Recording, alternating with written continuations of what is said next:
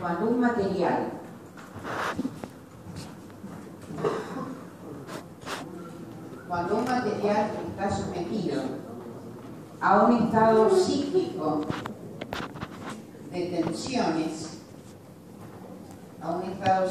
de tensiones, generalmente va a romper a tensiones menores que las que corresponden a un ensayo estático. Hay muchas explicaciones de esto. Yo la otra vez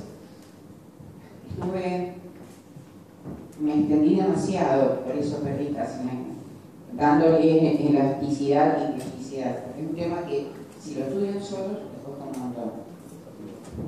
Y es un tema que no es sencillo. Tampoco somos expertos, pero tenía que explicar el efecto Bausch que no va en el programa, pero les expliqué un poco qué pasa en el salto de fatiga. Entonces, bueno, eso ya lo expliqué. Pero lo importante es que ustedes sepan que bajo un estado cíclico de tensiones, el material va a romper a una tensión inferior a la de un ensayo estático. Inferior, por ejemplo, a la resistencia estática a la tracción. Pero inclusive puede ser inferior la tensión de rotura a la del límite elástico del material. O sea que la tensión máxima a la que está sometida el material puede ser inferior al límite elástico, inclusive. Y yo les había explicado el lunes pasado, para hacer una relación, les había contado, ¿bien? En realidad lo que pasa es que cuando yo descargo y cargo el material, ¿se acuerdan? Descargaba y cargaba y trataba de encontrar la curva del esfuerzo de formación, y bueno, la encuentro siempre para una tensión superior a la anterior. Es como que el material siempre está endurecido, pero la realidad es que cuando el material ha sufrido, por ejemplo, un ensayo de tracción y luego uno de compresión, el material se ablanda. Lo habíamos explicado esto teniendo en cuenta que si nosotros tenemos en la zona de deformación, ¿se acuerdan de la zona de deformación homogénea, verdad? Donde se presentaba el fenómeno de amplitud, donde se crean nuevas dislocaciones cuando se deforma el material. Y esas nuevas dislocaciones interactúan con las que ya tiene el material. Entonces se bloquean mutuamente, impiden su movimiento, entonces el material se endurece. Entonces, ahora, si nosotros lo hacemos por tracción, cuando el material está endurecido, descargamos, lo sometemos a un esfuerzo contrario, por ejemplo, de compresión, y lo que sucede es que al aplicar un esfuerzo de signo opuesto, voy a desbloquear las dislocaciones que estaban bloqueadas en el ensayo de tracción. Y al desbloquear las dislocaciones facilito la deformación.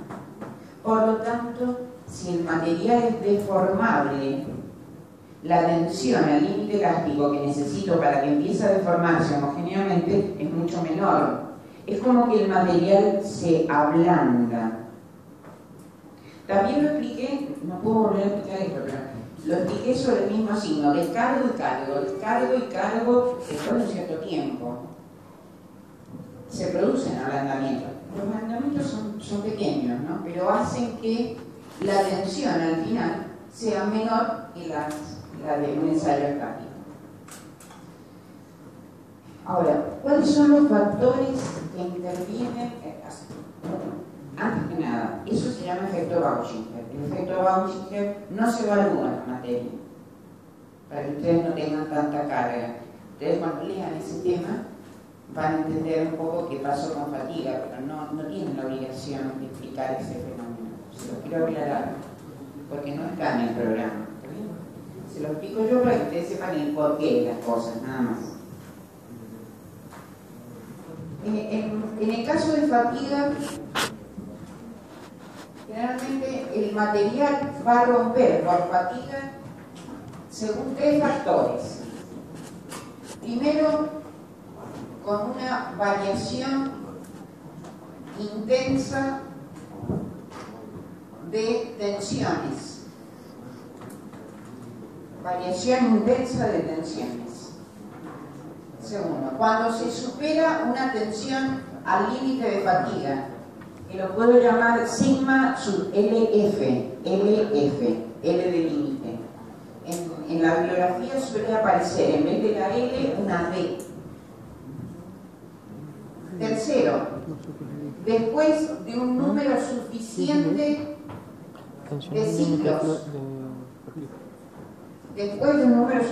de ciclos, se puede producir la rotura.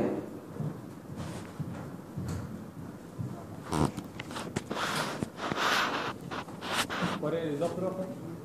El segundo motivo. Cuando se supera una tensión límite. Eso es lo más importante que vamos a estudiar ahora. Chicos, esto yo lo voy a borrar. ¿Alguien lo copió? Por si viene alguien a preguntar, necesito que se avance. Como hablo de un estado cíclico de tensiones, puedo decir que los ciclos los puedo representar por sinusoides que responden a la tensión en función del tiempo. Tensión en función del tiempo. Y hay 4 tipos de ciclos que ustedes tienen. Bueno, primero acá, ¿cuáles son los esfuerzos que producen fatiga? Pueden ser tracción-compresión, pueden ser flexo-torsión. El que más se usa es flexión-contorsión. Profe, no podemos ver la... Perdón. Flexo-torsión es el segundo. Significa que se aplica una carga P y a su vez se aplica un momento. Flexo-torsión. Esos son los esfuerzos clásicos que producen fatiga en el material. También pueden ser de tracción, compresión y demás. Flexión lo van a ver después. Pero estos son los 4 tipos de esfuerzos cíclicos. ¿Por qué le doy importancia a esto? Porque en realidad, ustedes cuando estudian, no le dan importancia. Y lamentablemente no saben cuáles son los esfuerzos. No sé si no lo entienden, no lo ven. Acuérdense que nosotros nos basamos en el conocimiento que ustedes ya tienen de otras materias, de física 2, física 1. No podemos volver sobre eso. Tampoco, también el drama de esto, el ensayo mecánico es estabilidad. Hay gente que lo está usando en forma simultánea, hay gente que no la está usando. Entonces, ahí suele estar la dificultad en poder entender mejor eso. Y por ahí puede ser que uno no sea muy claro para explicar. Hay días que un día explica mejor que otro. También puede pasar eso.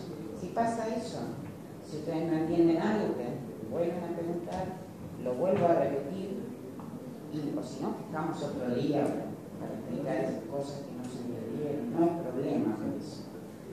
Pero eso lo arreglamos durante el cursado. Lo que pasa es que ustedes se van a dar cuenta si entendieron o no, recién cuando agarran el apunte se ponen a estudiar. Esa es la dificultad.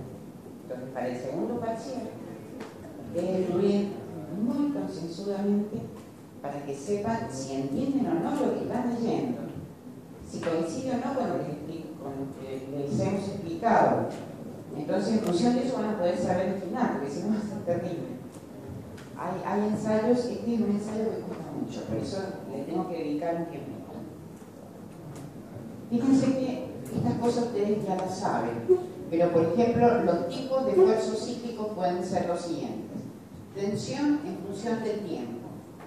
Puede suceder que el ciclo sea pulsatorio.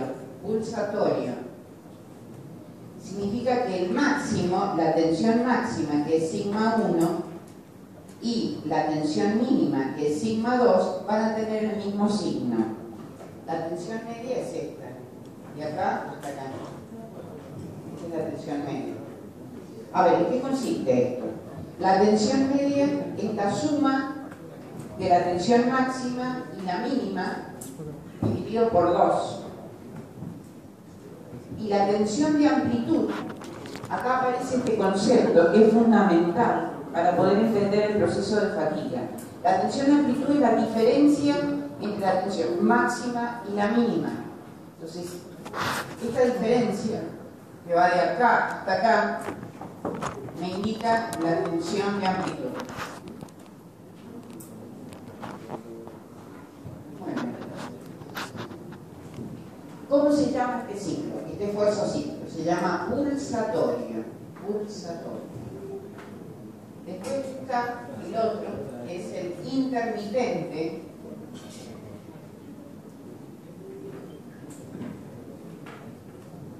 Les agrego algo.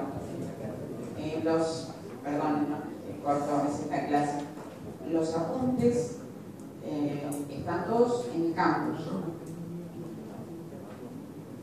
Puede ser que falte algún archivo o algo, yo eso lo voy agregando después, pero yo sé que todos los apuntes estuvieran para que ustedes lo tengan disponible.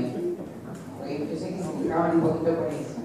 Pero tuvimos que revisar todo para que estuviera bien. Pero acuérdense que están, entonces ya disponen de todos los elementos para estudiar. Salvo PowerPoint, que los metemos después de la clase, porque cada profesor hace su PowerPoint de acuerdo a lo que da en la clase. Intermitente, perdón. Intermitente sería otro tipo de ciclo en donde aparece el máximo y el mínimo que vale 0. Máximo y mínimo 0. ¿Qué significa? Que el sigma 2 vale 0 y este es el sigma 1. La tensión media es sigma 1 más 0 sobre 2. Es la mitad de la tensión máxima. Y la tensión de amplitud, en realidad, la tensión de amplitud es igual que sigma 1, ya que es la diferencia entre la tensión máxima y la mínima, que vale 0. La tensión de amplitud es la máxima en un ciclo, en un esfuerzo cíclico de tipo intermitente. Nos quedan dos más. ¿Por qué se los digo? Porque después los vamos a graficar en dos gráficos al final de este ensayo, que es muy importante poder interpretarlo. Pero es muy simple, o sea, tensión máxima, mínima, son sinusoides, ¿no? Sí. Sí, es que no se ve bien acá. ¿Cómo? Parece que han estado con reuniones. El pulsatorio es este. Sigma 1 y sigma 2 del mismo signo. Este es intermitente. Intermitente, dice acá. Sigma 2 vale 0. Profe.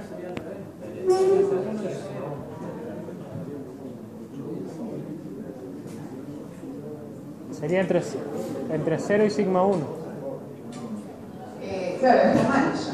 Profe, y en el último también. El 0 es el sigma 2 y el sigma 1 tiene el valor. Profe. Sí, no lo tomen eso. Y en el último también estaría mal porque dice alternativo simétrico, dice que... ¿El asimétrico? No, pero en el último dice que sigue con el signo de desigualdad, tendría que ser igual.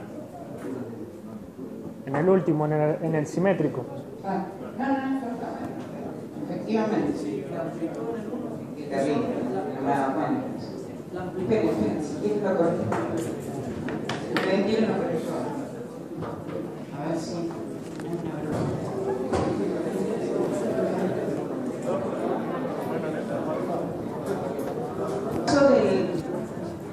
Del simétrico, tensión en función del tiempo, es una sinusoide. Sigma 1 es igual a sigma 2, ¿está bien? Pero con signo contrario. Entonces, la tensión media es 0.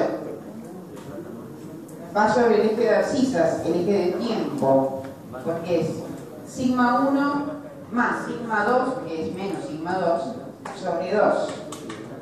Como son iguales, vale 0. Y la tensión de amplitud es la diferencia entre sigma 1 menos sigma 2. Por lo tanto, me queda sigma 1 más sigma 2. Como son iguales en magnitud, me queda 2 veces sigma 1, por ejemplo.